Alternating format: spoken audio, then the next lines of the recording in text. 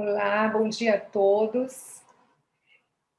Com imensa alegria que estamos recebendo todos vocês nessa manhã, né, de sábado, o primeiro Gastrohepato Manaus, um evento que nós vemos aí sonhando com ele, elaborando, né, com a doutora Aline Sá, os alunos da Liga e por mim, nos amadurecendo essa ideia até a realização.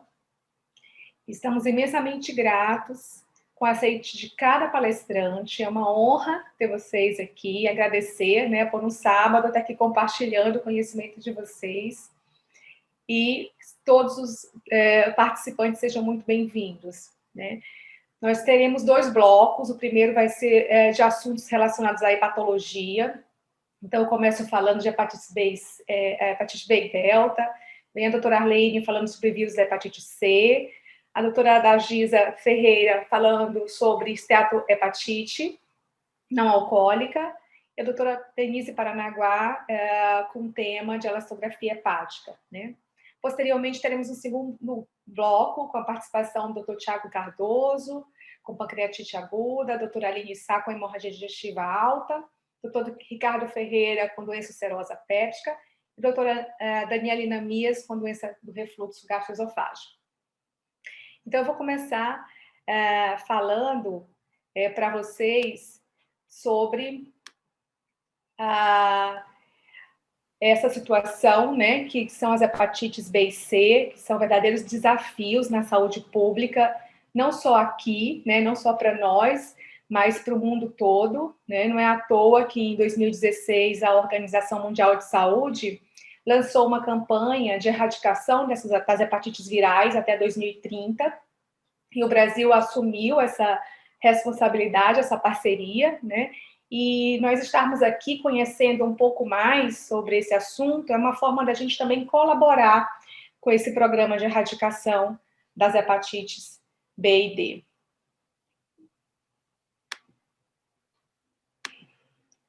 Esse vírus ele é transmitido de pessoa a pessoa, né? E a transmissão pode se dar tanto por fonte parenteral, sexual, vertical, que é a transmissão materno-fetal, como por via percutânea.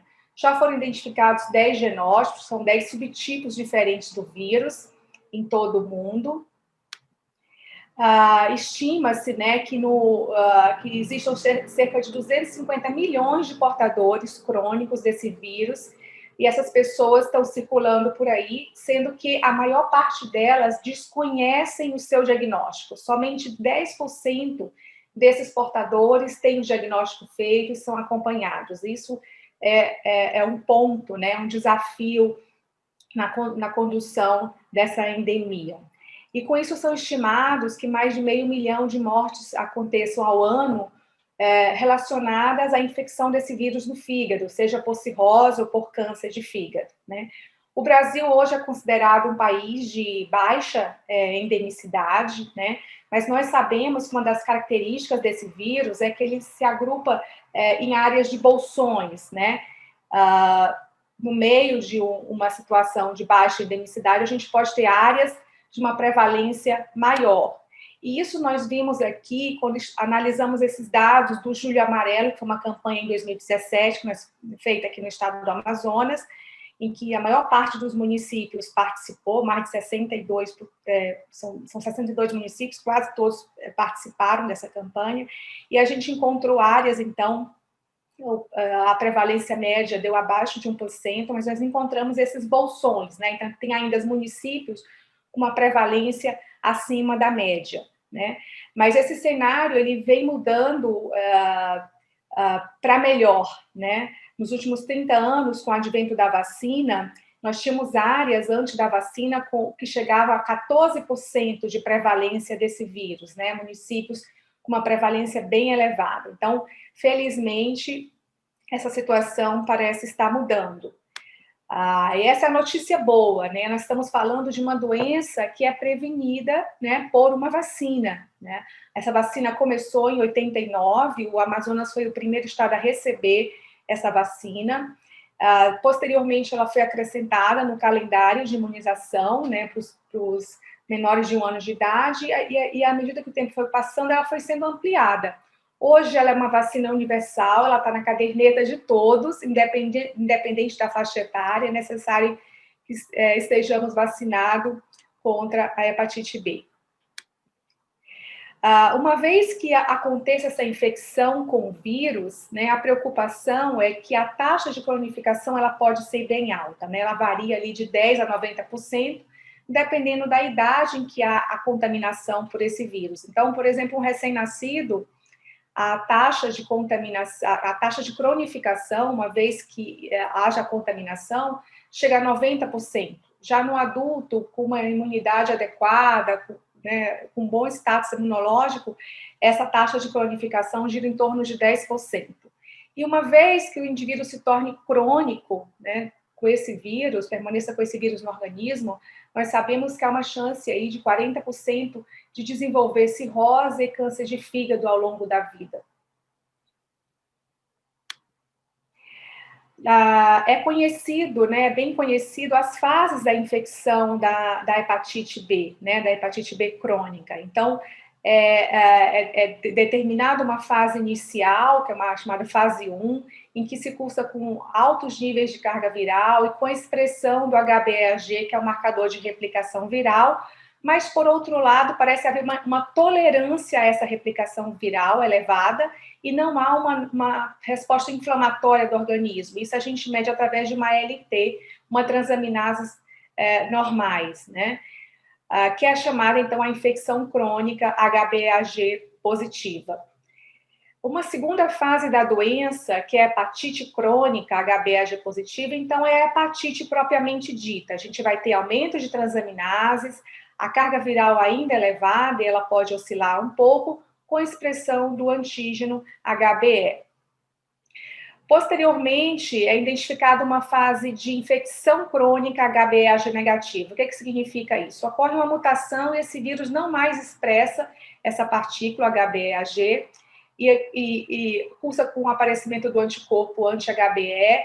Já é uma fase mais inativa da doença, que os níveis de carga viral são baixos ou muitas vezes indetectável, com transaminases dentro da normalidade, né? Que é a infecção, então, crônica HBeAg negativa.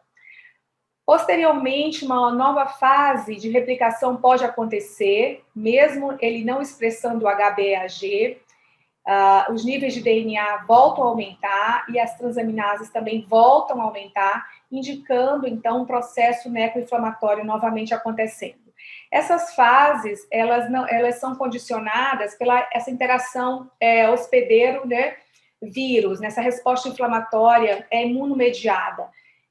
E ela não tem um tempo certo, ela varia de acordo em que a infecção aconteceu, varia de acordo com a resposta imunológica do indivíduo, ela é uma reação individual, o tempo de duração de cada uma dessas fases, mas é importante que a gente conheça que tem essas diferentes fases, porque elas vão implicar na indicação de tratamento, né?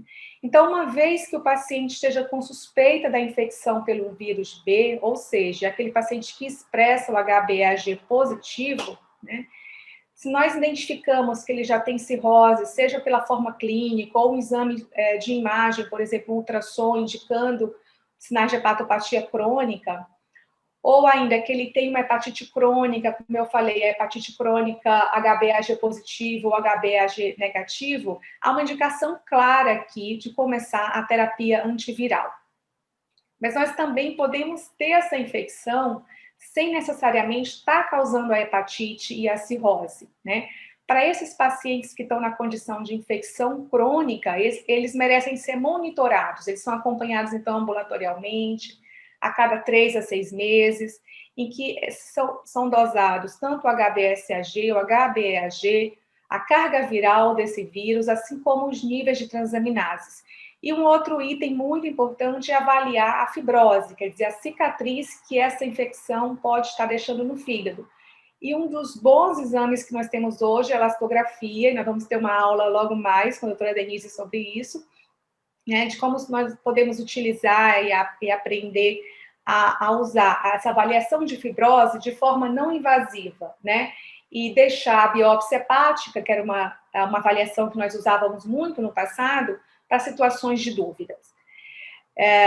Esse paciente ainda com infecção crônica, ele deve considerado, a gente deve avaliar ainda se ele tem um risco de câncer hepático, por exemplo, ter um histórico familiar de câncer hepático, é também uma indicação de terapia antiviral. Se ele tem um risco de reativação desse vírus, por exemplo, vai passar por uma imunossupressão, uma quimioterapia, entrar em tratamento de um câncer, esse paciente também tem indicação de terapia antiviral. Uma outra situação é que ele pode ter manifestações extrahepáticas do vírus B, por exemplo, doença renal, uma nefropatia relacionada ao vírus, uma vasculite, também são indicações de terapia antiviral, independente se ele tem cirrose ou hepatite crônica. E o risco de transmissão, aqui a gente pode dar um exemplo, uma transmissão materno-fetal. Então, a grávida com uma alta carga viral tem indicação de iniciar uma terapia antiviral para evitar, né, para diminuir os riscos da transmissão materno-fetal. A gente pode ter um outro cenário que é chamado paciente HBsAg negativo com anti-HBC total positivo, que ele tem um anti-HBC isolado, é o único marcador que indica que ele teve contato com o vírus. Para essa situação, esse paciente não tem a doença propriamente dita da infecção viral, mas indica que ele já teve contato em algum momento com o vírus da hepatite B. E para isso, não é necessário que a gente mantenha o paciente no serviço, sendo acompanhado, mas que ele seja orientado, informado, que a gente passe uma recomendação até por escrito para o clínico que acompanha esse paciente, que se porventura, em algum momento da vida, ele seja submetido a imunossupressão, por exemplo, novamente a quimioterapia, ele precisa entrar com uma profilaxia para evitar, ou até ser monitorado, para evitar a reativação desse vírus nesse momento em que a imunidade dele estará baixa, né? Um outro dado, uma outra informação muito importante quando a gente está lidando com paciente com hepatite B é rastrear os contactantes, né? É necessário que a gente lembre sempre de testar todos os familiares e parceiro sexual desse paciente, né? Com os marcadores, o HBsAg, o anti-HBs e o anti-HBC total. E, se negativos, claro, né? Orientar a vacina, que protege muito bem. Bom, uma vez que a gente tem essa condição de hepatite crônica e cirrose, nós temos um menu de tratamento, né? Nós temos à disposição pelo Ministério da Saúde. Nós temos 3 opções terapêuticas, que é o interferon peglado, que é de uso subcutâneo, uma vez por semana.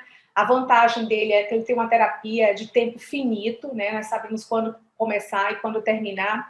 Mas a desvantagem é que ela não tem benefício para todas aquelas fases da hepatite B, né? Mais precisamente, ele tem indicação na fase 2, que é a fase da hepatite crônica HBAg positivo, mas desde que ele não tenha uma cirrose com hipertensão portal, porque existe o risco de descompensar a doença. Para as outras indicações de tratamento, então, a gente tem o entecavir e o tenofovir. Aqui o entecavir, a gente tem uma predileção, por exemplo, para idosos, para doentes renais, para pacientes com uma doença óssea importante, porque o tenofovir pode ter implicações na osteoporose, né, e na doença renal. Bom, ainda no paciente HBsAg positivo, aquele que nós identificamos como hepatite B, é sempre necessário uma avaliação continuada na necessidade de transplante, aquele que não está respondendo bem à terapia, que está evoluindo com perda de função hepática. Rastrear por hepatocarcinoma, que é o câncer de fígado, com ultrassom e alfa-fetoproteína de 6 em 6 meses, esse é um alerta, independente do paciente ter cirrose. O fato dele ser portador do vírus já coloca ele no grupo de risco para câncer de fígado. E ainda rastrear as co-infecções, né, de hepatite C, se tem co-infecção com C, se tem co-infecção com HIV, e principalmente se tem co-infecção com Delta, né? E nós vamos parar um pouquinho também para enfatizar essa co-infecção, essa infecção com o vírus da hepatite Delta. Então, esse vírus, ele é um vírus incompleto, né? É um vírus que precisa do envelope, toda essa área circular é um envelope do vírus da hepatite B, então ele empresta esse componente do vírus da hepatite B para ele sobreviver dentro do organismo, né? Então, coloca dentro dessa partícula HBsAg, coloca o seu RNA. Esse RNA circular, ele é o menor RNA já identificado, que lembra até RNA de plantas, Então, se suspeita que esse vírus tem uma origem vegetal, né? A transmissão dele se dá de forma muito particular, assim como da hepatite B, né? São vírus que têm um tropismo pelo fígado, então lá vão se alojar e vão causar a doença. A transmissão pode ser parenteral, sexual, vertical e até percutânea. É um vírus que tem distribuição mundial, né, com áreas de baixa prevalência e outras de mais alta prevalência, como é o caso aqui da região amazônica, né? Então, a bacia amazônica é identificada como uma área de alta prevalência, né? Já foram identificados aí 8 genótipos do vírus, e o genótipo que nós temos circulante aqui na nossa região é o genótipo 3, e estima-se que 5% dos portadores do vírus B tenham, então, essa infecção também associada do vírus da hepatite D. Uma boa notícia é que ele também tem vacina. A vacina para a hepatite B protege contra o vírus Delta, né? Então, é uma valendo por duas, né? É uma vacina disponível, como eu falei, hoje tem indicação universal, independente da idade, está no nosso calendário. E quando suspeitar, né? Quando a gente deve ter a suspeita do vírus da hepatite Delta? Em todo portador de hepatite B é indicado esse rastreamento, fazer pelo menos uma vez a dosagem do antidelta, e mais ainda, né, essa suspeição deve acontecer em moradores de área endêmica, como a nossa região aqui no Amazonas. E uma vez aquele paciente que tem o HBsAg positivo, nós vamos dosar os marcadores para hepatite B. Se eu encontro que a hepatite B é uma infecção aguda, né, naturalmente, eu também estou tendo uma infecção aguda com delta, porque o delta não existiria sem o B, né? Então, eu vou ter marcadores agudos para o B, que é o anti-HBC IgM, e vou ter também os marcadores da infecção pelo delta. Então, eu estou tendo aqui uma co-infecção, as duas infecções simultaneamente acontecendo. De regra, aqui, 95% dos indivíduos que apresentam a co-infecção, eles vão ter uma cura espontânea, né? Mas ainda, como temos duas infecções agudas acontecendo ao mesmo tempo, há um risco maior de hepatite aguda grave, que era a antiga hepatite fulminante, né? De uma perda da função acentuada de forma muito rápida. Um outro cenário que eu posso ter é ter uma infecção pelo vírus B crônica, então eu vou ter os marcadores da infecção crônica, o anti-HBC total e o anti-HBC IgM agora negativo, indicando que não é mais uma infecção aguda, e eu tenho, então, os marcadores do delta agudo, né? Então, nesse cenário, eu tenho um B crônico, e em cima desse B crônico, eu estou tendo uma superinfecção, né? Eu tenho um delta associado ao B. E aqui é um cenário que preocupa, porque quase 90% vão evoluir, então, para uma forma crônica da doença, e quando a gente tem essa superinfecção, é uma superinfecção mesmo, a doença evolui 3 vezes mais rápida do que se fosse uma monoinfecção pelo vírus da hepatite B. Então, aqui nós temos o risco, né, de evolução para apresentação com uma cirrose num curto período de tempo, há um risco ali elevado de câncer hepático em consequência dessa cirrose, e um processo inflamatório muito intenso, que é visto também nessa superinfecção. Bom, uma vez que a gente tenha os dois marcadores dos vírus, é importante sempre a gente acessar né, a carga viral dos dois vírus e entender melhor quem está replicando ali. A regra é o vírus B inibir a replicação do vírus B, né? O delta inibe a replicação do vírus B. Então, por isso, há uma recomendação de que sempre que a gente tenha superinfecção, documentar essa dupla infecção, a gente ofereça um tratamento para o vírus, né? O que a gente tem disponível aqui no mundo todo, na verdade, é o interferon peglado, né? Uma aplicação semanal de uma injeção subcutânea, associado, então, ao antiviral oral, esse é o protocolo do Ministério da Saúde. Porém, nós temos uma limitação. Esse paciente, se tiver insuficiência hepática, não pode usar esse remédio. Como eu falei, essa superinfecção ela é uma doença mais grave. E algumas vezes o paciente não chega numa fase precoce a ponto da gente conseguir oferecer esse tratamento com interferon. Mas aqueles que conseguem, a gente monitora o tratamento e por volta do 6º mês é indicado fazer uma carga viral para saber se o paciente está respondendo bem ou não ao tratamento, e se tiver com RNA negativo, no sexto mês é aquele que vai responder, porque esse tratamento tem uma chance de resposta de 30%. E esse paciente que tem o RNA negativo na 24ª semana é o que vai responder melhor. Então, né, exposto tudo isso, vamos fazer um breve resumo, né, o que a gente deve levar para casa. Que as hepatites B e D, elas são prevenidas com vacina, né? Então, a única vacina previne as duas doenças. A hepatite B, lembrar que nós temos que rastrear todos os familiares e parceiro sexual, né? Que o tratamento previne a evolução da doença, né? Evita câncer e diminui a necessidade de transplante de fígado. A hepatite delta deve ter a suspeição em todo paciente com vírus da hepatite B, né? E a gente deve oferecer o tratamento a todos os pacientes desde que eles não tenham insuficiência hepática. Então, eu faço essa exposição, né? E nós temos ainda 2 minutinhos para pergunta, caso haja alguma pergunta, temos a oportunidade. Muda, né? Então, a fase aguda da hepatite B, de regra, ela não tem uma indicação de terapia, né, antiviral. É recomendado a gente acompanhar esse paciente e se houver sinais de perda de função hepática, né, se o paciente estiver evoluindo com uma insuficiência hepática aguda grave, é uma indicação de terapia antiviral. Ou se é uma hepatite aguda, que o paciente está evoluindo de forma muito prostrada, com bilirrubina, por exemplo, acima de 10, o INR alterado, esse paciente também, acima de 2 meses de evolução, aí esse paciente também merece a terapia antiviral. Mas a hepatite aguda, na grande maioria dos casos, a gente acompanha e observa se o paciente vai soroconverter de forma espontânea, que é, né, a taxa de soroconversão, por exemplo, no adulto é 90%.